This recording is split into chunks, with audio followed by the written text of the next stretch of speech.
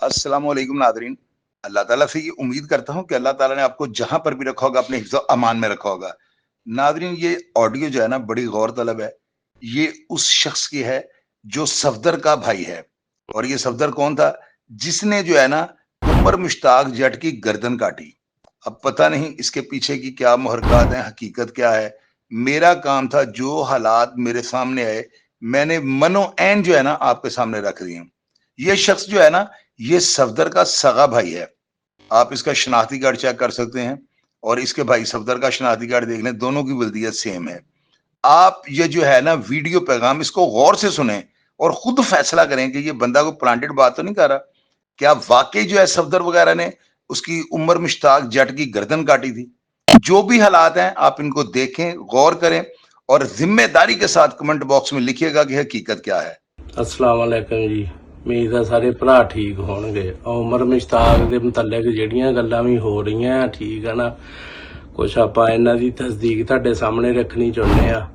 ਮੁਹੰਮਦ ਸਫਦਰ ਦਾ ਭਾਈ ਮੁਹੰਮਦ ਇਰਫਾਨ ਮੈਂ ਵਲਦ ਮੁਹੰਮਦ ਅਰਸ਼ਦ ਕੁਛ ਗੱਲਾਂ ਬਾਤਾਂ ਕੀਤੀਆਂ ਜਾਂਦੀਆਂ ਜੀ, ਠੀਕ ਹੈ ਜੀ। ਆ ਇਦਾਂ ਆ ਆਪਣਾ ਫੈਮਿਲੀ ਦੇ ਮੁਤੱਲਕ ਗੱਲਾਂ ਬਾਤਾਂ ਕੀਤੀਆਂ ਜਾਂਦੀਆਂ ਆ, ਲਿਆ ਇਹ ਜੀ ਸਭ ਕੁਛ ਝੂਠ ਆ। ਉਸ ਤੋਂ ਬਾਅਦ ਇਹਨਾਂ ਨੇ ਜੀ ਆ ਲੀਮ ਸੁਨਿਆਰਾ ਰਜ਼ਵਾਨ ਕੋਈ ਪਤਾ ਨਹੀਂ ਅਮਾਜ਼ ਸੀਗਾ, ਇਹਨਾਂ ਨੇ ਕੋਈ ਬੰਦਿਆਂ ਨੂੰ ਆਪਣਾ ਲਾਲਚ ਦਿੱਤਾ ਗਿਆ ਜੀ, ਠੀਕ ਆ। ਨਹੀਂ ਦੇ ਕੇ ਉਹਨਾਂ ਦੇ ਜ਼ਰੀਏ ਇਹਨਾਂ ਨੇ ਸਾਡੇ ਘਰ ਬੰਦੇ ਪਹੁੰਚਾਏ, ਠੀਕ ਆ ਨਾ। 1-1:30 ਵਜੇ ਦਾ ਟਾਈਮ ਸੀਗਾ, ਰਾਤ ਨੂੰ ਆਏ ਆ, ਠੀਕ ਆ ਨਾ। ਭਾਈ ਥੱਲੇ ਸੁੱਤੇ ਸੀਗੇ ਕੁਛ, ਉਹਨਾਂ ਨੇ ਆਣ ਕੇ ਹਮਲਾ ਸ਼ੁਰੂ ਕੀਤਾ ਆ ਕਰਕੇ। ਉਸ ਤੋਂ ਬਾਅਦ ਉਮਰ ਜਿਹੜਾ ਆ ਉੱਠ ਕੇ ਉਹਨੇ ਨਾਲ ਦੇ ਘਰ ਵਾਲੇ ਦੇ ਨਾਲ ਦੇ ਘਰ ਛਾਲ ਮਾਰ ਦਿੱਤੀ। ਉੱਥੋਂ ਇਹ ਨੱਸ ਗਏ ਆ। ਮੁੜ ਕੇ ਤਕਰੀਬਨ ਸੁਬਹ 3-4 ਵਜੇ ਆਈ ਆ ਪੁਲਿਸ, ਠੀਕ ਹੈ ਨਾ। ਮੁੜ ਕੇ ਭਾਈ ਨੂੰ ਚੁੱਕ ਕੇ ਲੈ ਗਈ ਆ, ਅਰੈਸਟ ਹੋ ਗਿਆ ਭਾਈ ਮੌਕੇ ਤੇ। ਕੁਝ ਦੇਰ ਬਾਅਦ ਆਪਣਾ ਇਹਨਾਂ ਨੇ ਨਾਲ ਪੁਲਿਸ ਨੂੰ ਵੀ ਆਪਣਾ ਨਾਲ ਅਟੈਚਮੈਂਟ ਕਰ ਲਿਆ, ਜੋ ਆਪਣਾ ਇਹਨੇ ਲੀਮ ਸੁਨਿਆਰੇ ਨੇ ਕਰਕੇ ਜੀ। ਇਹਨਾਂ ਨੇ ਜੀ ਬਿਆਨ ਇਹ ਦਿੱਤੇ ਆ, SHO ਨੇ ਇਹ ਗੱਲ ਕਹੀ ਆ ਜੀ, ਤੂੰ ਇਹ ਗੱਲ ਨਹੀਂ ਕਹਿਣੀ, ਉਹਨਾਂ ਨੇ ਕੀਤਾ ਆ। ਤੂੰ ਇਹ ਗੱਲ ਕਹਿ ਜੀ ਮੇਰੇ ਇਹ ਘਰ ਗਲਤ ਸੀਗਾ, ਮੈਂ ਤਾਦੇ ਤੇ ਹਮਲਾ ਆਪਣਾ ਕੀਤਾ ਆ।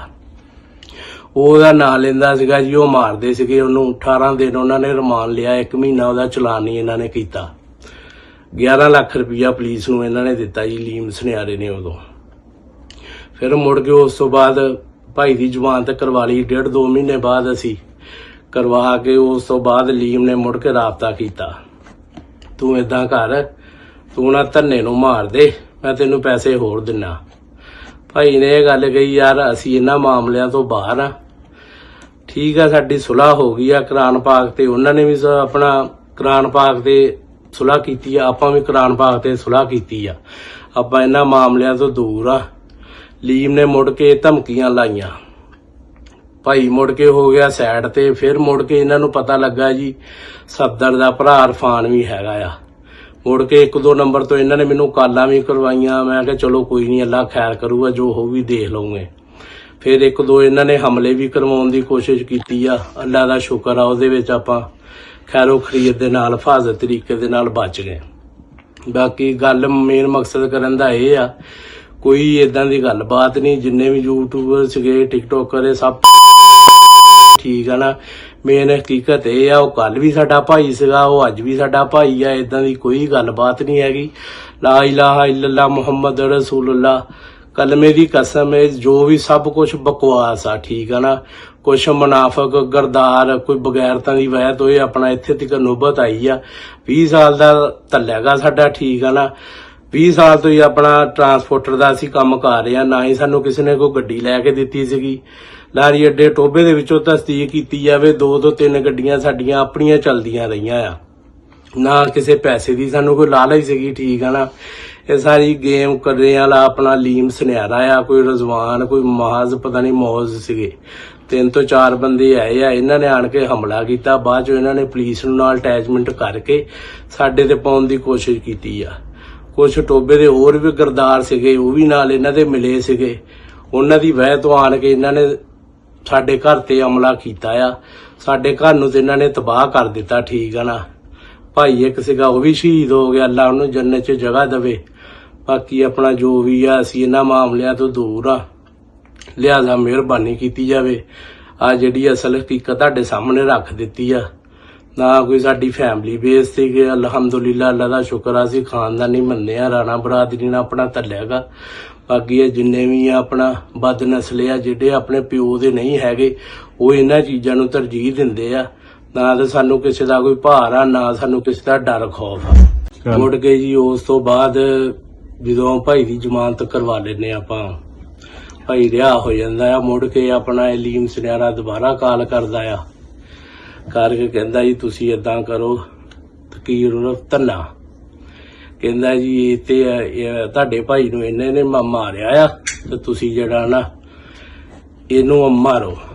ਮੁੜ ਕੇ ਭਾਈ ਨੇ ਇਹ ਗੱਲ ਕਹੀ ਆ, ਯਾਰ ਸਾਡੀ ਕੁਰਾਨ ਪਾਕ ਤੇ ਸੁਲਾਹ ਹੋਈ ਆ, ਉਹਨਾਂ ਨੇ ਵੀ ਆਪਣਾ ਕੁਰਾਨ ਤੇ ਬਿਆਨ ਦਿੱਤਾ ਆ, ਅਸੀਂ ਵੀ ਇਸ ਚੀਜ਼ ਤੇ ਆਪਣਾ ਐਗਰੀ ਆ, ਅਸੀਂ ਇਹ ਆਪਣਾ ਮਾਮਲਾ ਤੇ ਖਤਮ ਕਰਨੇ ਚਾਹੁੰਦੇ ਆ। ਬਾਕੀ ਅੱਲਾ ਦਾ ਸ਼ੁਕਰ ਆ, ਜਿੱਦਾਂ ਸਾਡਾ ਪਹਿਲੇ ਤਲਕ ਸੀਗਾ ਉਮਰ ਦੇ ਨਾਲ, ਉਮਰ ਦੇ ਜਿੰਨੇ ਵੀ ਭਾਈ ਆ ਉਹਨਾਂ ਦੇ ਨਾਲ ਆਪਣੇ ਉਹੀ ਮਾਮਲਾ ਤੇ ਪਹਿਲੇ ਵਾਲੇ ਚੱਲ ਰਹੇ ਆ। ਬਾਕੀ ਲੋਕ ਬਕਵਾਸ ਕਰਦੇ ਆ, ਜਿੰਨੇ ਵੀ ਕੋਈ ਗਰਦਾਰ ਹੈਗੇ ਆ ਇਹਨਾਂ ਦੀ ਵਜ੍ਹਾ ਤੋਂ ਇੱਥੇ ਤੱਕ ਨੌਬਤ ਆਈ ਆ, ਠੀਕ ਆ ਨਾ। ਬਾਕੀ ਸਾਡੇ ਮਾਮਲਾ ਤਾਂ ਉਹੀ ਆ ਜੋ ਜਿੱਦਾਂ ਸਾਡਾ 20 ਸਾਲ ਤੋਂ ਚੱਲ ਰਹੇ ਸੀਗੇ ਇਹਨਾਂ ਦੇ ਨਾਲ ਤਲਕ, ਉਹੀ ਤਲਕ ਸਾਡੇ ਅੱਜ ਚੱਲ ਰਹੇ ਆ। ਲਿਹਾਜ਼ਾ ਮਿਹਰਬਾਨੀ ਕੀਤੀ ਜਾਵੇ, ਠੀਕ ਆ ਨਾ। ਹੱਕ ਸੱਚ ਨੂੰ ਸਾਹਮਣੇ ਰੱਖ ਕੇ ਤੇ ਜਿਹੜਾ ਇਹਦਾ ਅਸਲ ਮੇਨ फैसला ਆ हकी सच्ची वो किया जावे। तो नादरीन ये इरफान की वीडियो थी। ये इरफान जो है ना सफदर का सगा भाई है, और ये सफदर वही है जिसके ऊपर इल्जाम था कि उसने उमर मुश्ताक जट की गर्दन काटी। नादरीन आपने प्रोग्राम देखा, यकीनन आपने जो भी फैसला किया है या जो भी आपकी राय है आपने कमेंट बॉक्स में लिखना है, और मैं हमेशा की तरह आपको रिप्लाई करने की कोशिश करूंगा। अपना ढेर सारा ख्याल रखिएगा जी। पाकिस्तान जिंदाबाद।